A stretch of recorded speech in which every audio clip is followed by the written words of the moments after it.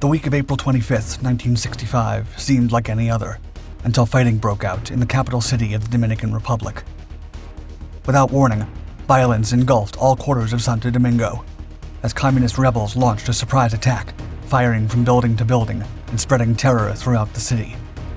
Countless civilians sought refuge in the Embajador Hotel, anxiously awaiting their turn to be evacuated to U.S. Navy ships.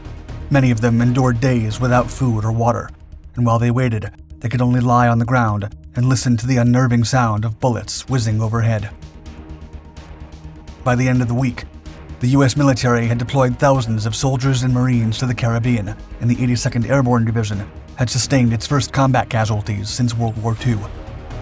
But despite the chaos and loss, one thing was certain: there would not be another Cuba.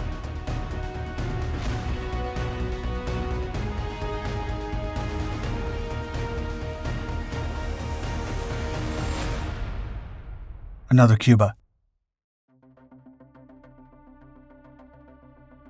During the height of the Cold War, the United States was deeply concerned about the spread of communism in the Western Hemisphere, particularly after the Cuban Revolution of 1959. So when leftist groups in the Dominican Republic began stirring up trouble in 1965, the U.S. was determined to prevent another nation from falling into its clutches. After the assassination of strongman and former President Leonidas Trujillo in 1961, the country held its first free elections in 30 years. However, the subsequent 3 years were marked by a constant struggle for political control between the communist-sympathizing faction and conservative businesses and the military, all of whom had strong ties with the sugar industry. The situation escalated suddenly on Saturday, April 24, 1965. Without warning, leftist forces overthrew Dominican leader Donald Rey de Cabral. Inspired by communist ideas, groups of civilians took up arms under the moniker Los Tigres and flooded the streets of Santo Domingo. Soon, they had overwhelmed the Dominican security forces. By April 27th, the situation had deteriorated considerably. American Ambassador W. Tapley Bennett Jr. described the chaos as nothing less than collective madness.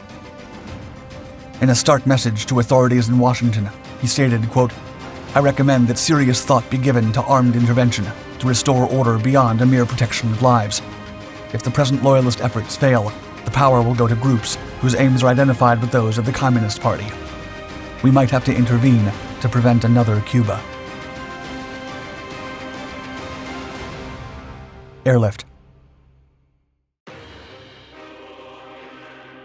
Arguing for the need to protect American lives and property, U.S. President Lyndon B. Johnson addressed his military and ordered an immediate deployment to the Caribbean nation to prevent a possible Castro-type takeover.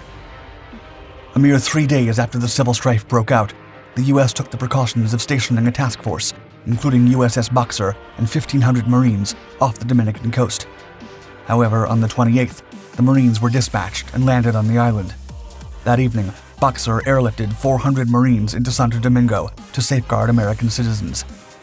By the next morning, there were 530 Marines in the city, and later in the day, they were reinforced by an additional 1,000 troops. Dominican government officials had warned that they could no longer guarantee the safety of foreign nationals, so the order was given to evacuate U.S. citizens.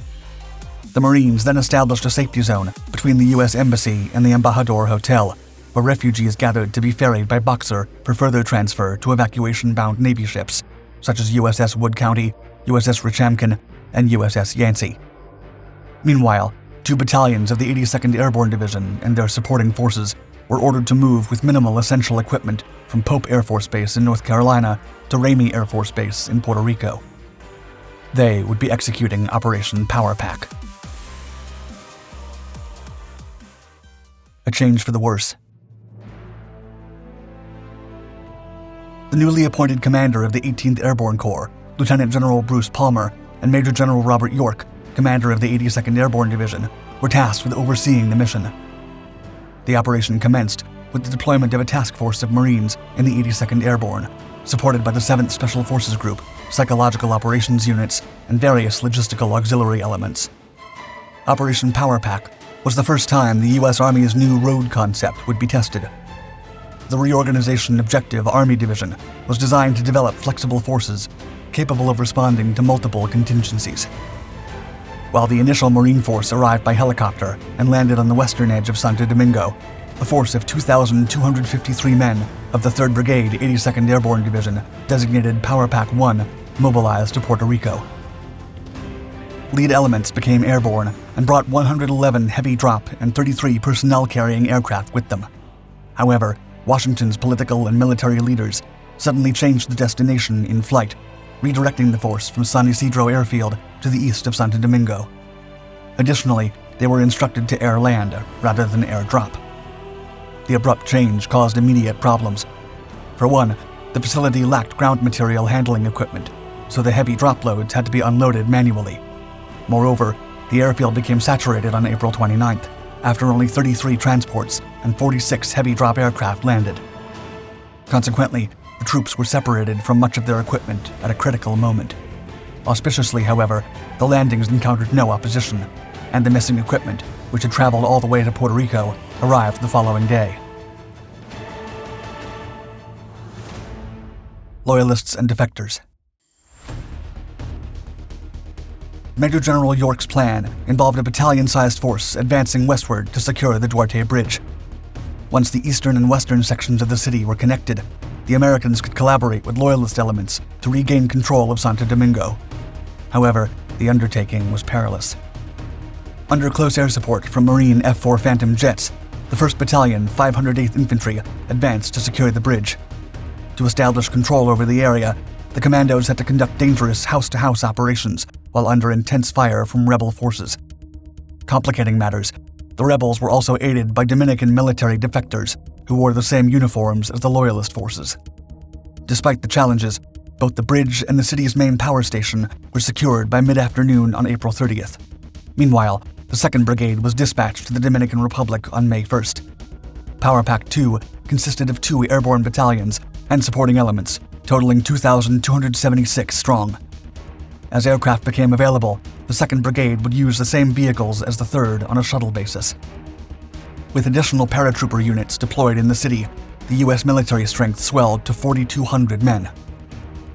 On May 2nd, the Navy transported 1,415 civilians to San Juan, Puerto Rico, bringing the total number of evacuees to 3,000. However, over 5,000 more still awaited rescue in Santo Domingo, of which about half were international citizens, representing 30 different nationalities. All-American Expressway. The penultimate phase, carried out by Power Pack 3, involved the remainder of the 2nd Brigade, as well as 2 airborne battalions, support forces, and elements of the 5th Logistical Command for backup, totaling 3,302 men and officers. The force was shuttled in between the afternoon of May 2nd and the morning of May 3rd. Simultaneously, the 3rd Brigade advanced further west and linked up with the Marines, who had already established a safety zone within the city. With the bulk of 6 airborne battalions concentrated near San Isidro and the waterfront secured, Navy ships began taking refugees directly on board. The junction between the Army and the Marines finally established the perimeter. Then additional forces managed to permanently secure the east-west transportation route, which was subsequently dubbed the All-American Expressway. York had the 82nd Airborne Division Band march all along the corridor, a demonstration that the U.S. military was firmly in control. Lastly, the 4th echelon of the 82nd, the 1st Brigade, and 3 airborne battalions plus supporting forces arrived directly from the U.S. mainland on the morning of May 4th. Within 5 days, the 82nd Division and supporting units had airlifted over 10,500 men to the Dominican Republic. Subsequently, additional Army units comprising 3,000 personnel across Special Forces troops, psychological warfare units, and signal and transportation elements arrived in the secured area. By the 8th, U.S. forces had swelled to 14,000 strong. The President then addressed his nation and the whole world in a televised announcement proclaiming, quote, "What began as a popular democratic revolution that was committed to democracy and social justice moved into the hands of a band of communist conspirators. We will defend our nation against all those who seek to destroy not only the United States, but every free country of this hemisphere." Turning the tables. By the end of the first week, 500 Marines and 2 full battalions from the 82nd were conducting security operations on the ground. As the month progressed, the entire division was deployed to the country. Lieutenant General Palmer then directed subordinate commanders to conduct stability operations, which transitioned to constabulary operations. Soon, the troops dedicated themselves to distributing food, water, and medical supplies to members of both factions. In the end, no fewer than 40,000 U.S. troops participated in one stage or another of Operation Power Pack. Finally, in September of 1965, under the auspices of the Organization of American States, a provisional government was established in the Dominican Republic, paving the way for proper elections to restore a legitimate government. Subsequently, the majority of security operations were transferred to a Brazil-led Latin American task force. Within a year, all American forces had withdrawn from the Dominican Republic.